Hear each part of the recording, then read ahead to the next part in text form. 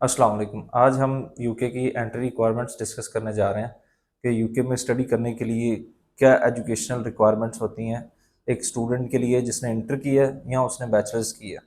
तो अगर उसने स्टूडेंट ने इंटरमीडिएट कंप्लीट किया या ए लेवल्स कंप्लीट किया तो उसको जो है 50% उसके इंटर में हो ताकि फाउंडेशन ईयर में इनरोल हो सके। अगर 60% है तो इंटरनेशनल ईयर 1 में एडमिशन होगा। और सेकेंडली अगर बात की और उसको जो आइल्स में स्कोर चाहिए वो 6 बैंड्स ओवरऑल चाहिए, 5.5 ईच चाहिए। पर अगर उसने जाना है मास्टर्स प्रोग्राम के लिए तो 2.5 CGPA हो, अ, इसके अराउंड होना चाहिए। और सेकेंडली उसे जो आइल्स की रिक्वायरमेंट्स है वो 6.5 बैंड्स चाहिए।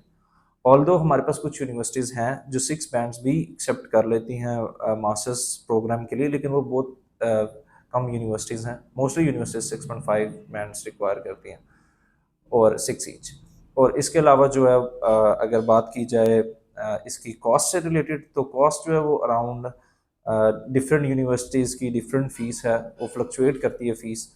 तो वो फ़ीस अराउंड जो है स्कॉलरशिप के बाद अराउंड 12,000, 13,000, 14,000 पाउंड्स के अराउंड हमारे पास यूनिवर्सिटीज़ हैं।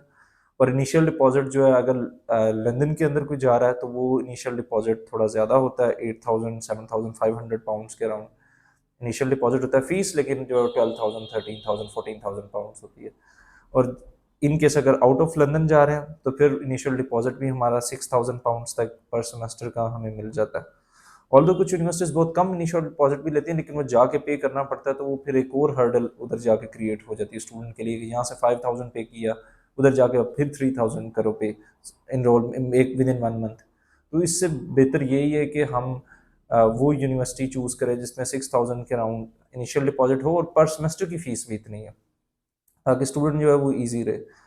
और अगर बात की जाए इसके फीस के अलावा जो कॉस्ट है 6,000 पाउंड्स अराउंड 21-22 लाख बन रहा है आज कल, क्योंकि 356-55 के अराउंड पाउंड का रेट चल रहा है, फ्लक्चुएट कर रहा है इन दिनों में भी। तो इसके अलावा हेल्थ इंश्योरेंस है। हेल्थ इंश्योरेंस आगे 470 पाउंड्स थी पर ईयर की, अब जो हेल्थ इंश्योरेंस है वो 776 पाउंड्स हो गई है पर ईयर की। तो जो कि अराउंड 2,80,000 बन रही है आजकल, पहले 1,80,000 थी 6 फरवरी 2024 से पहले पहले। तो हेल्थ इंश्योरेंस अगर ऑब्वियस बात है इंटर के बाद जा रहा है, 4 ईयर्स की डिग्री है, 1 ईयर का फाउंडेशन है, 3 ईयर्स की डिग्री है बैचलर्स, तो 4 ईयर्स की ही पे करनी पड़ेगी। और मास्टर्स का है तो मास्टर्स यूजुअली 1 ईयर के, ये यूके में तो 1 ईयर की पे करेगा, तो काफ़ी कॉस्ट उसकी सेव हो सकती है compare to under graduate student. इसके अलावा एम्बेसी फीस जो है वो 490 पाउंड्स है नॉर्मल वीज़ा के लिए, और प्रायोरिटी वीज़ा के लिए 990 पाउंड्स है। और इसके साथ 84 पाउंड्स जो है वो बायोमेट्रिक भी होती है जो प्रायोरिटी में हमें लेनी पड़ती है।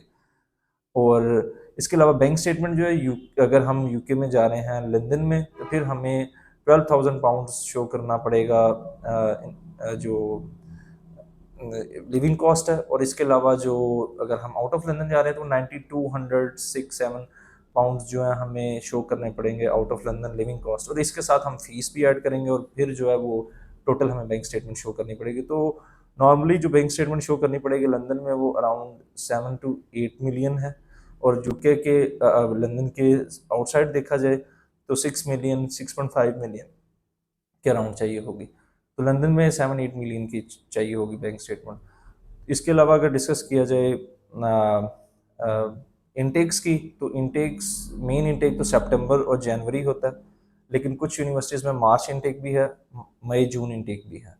तो हमारे पास यूनिवर्सिटीज़ हैं, अगर कोई स्टूडेंट चाहता है कि वो मई इनटेक, क्योंकि अभी फेब 29 आज हो गई है, मई इनटेक के लिए कोई एडमिशन लेना चाह रहा है या जून इनटेक के लिए, तो वो हमसे कांटेक्ट कर सकता है।